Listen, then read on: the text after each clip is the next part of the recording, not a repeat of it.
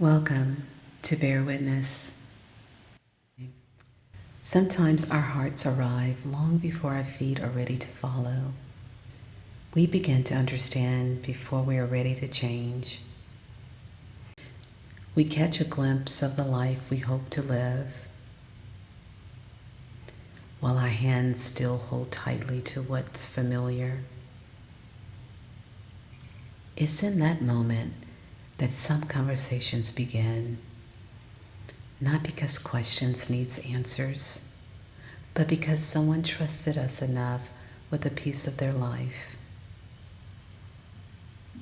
And this conversation has stayed with me. I met her on an ordinary day. She was young. Her voice was gentle, almost careful, as though each word had been considered before it was spoken. She smiled sometimes, the kind of smile you hear, warm enough to reassure someone else, quiet enough to leave something unspoken. There were long pauses, not uncomfortable ones, just moments before another piece of her story unfolded.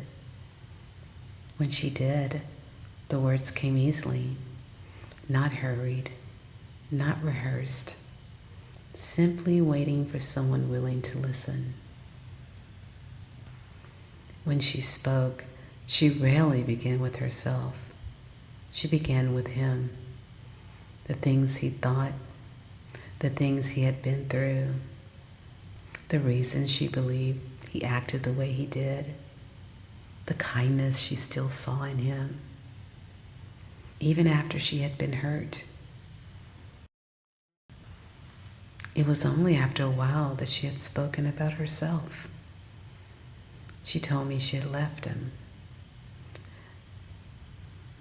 There was a quiet certainty in the way that she said it,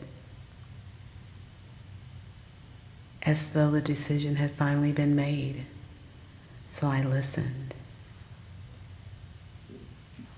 As she continued, another piece of her story unfolded. She told me she had blocked his number. A quiet pause followed. Then she wondered what she might say if he found another way to reach her. As I listened, something began to stand out. The relationship had ended, but the conversation had not. It kept finding its way back to him, to what he might say, what he might mean, what he might explain, as though somewhere inside, one more conversation held the answer she was searching for. Every path led back to him. When we spoke about tomorrow, the picture became less clear. It seemed easier to imagine what he might do next than to imagine what she might do without him. As I listened, a quiet thought began to form. She spoke as though the relationship was waiting for one final conversation, one final explanation, one final reason. Something that would finally make sense of everything that had happened. The more she spoke, the more I wondered if she was waiting for permission to begin again. What if that permission never came? Would she still spend her days waiting for actions that might never be taken? For words that might never be spoken? Would she keep returning to a conversation that had already ended? I couldn't help but wonder how much of her future had quietly been placed in someone else's hands. It was a thought I couldn't seem to let go of,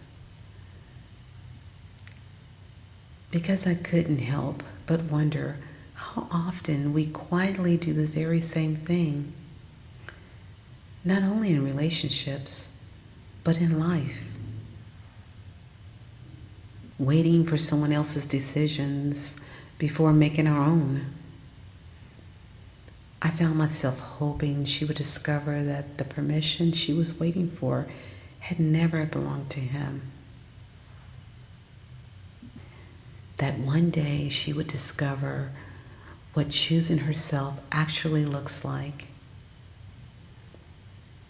Since that conversation, I've wondered how her life unfolded.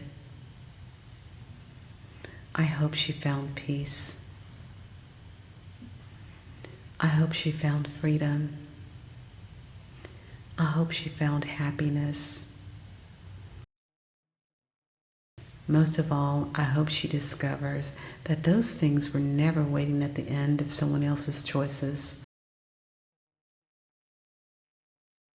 but her own.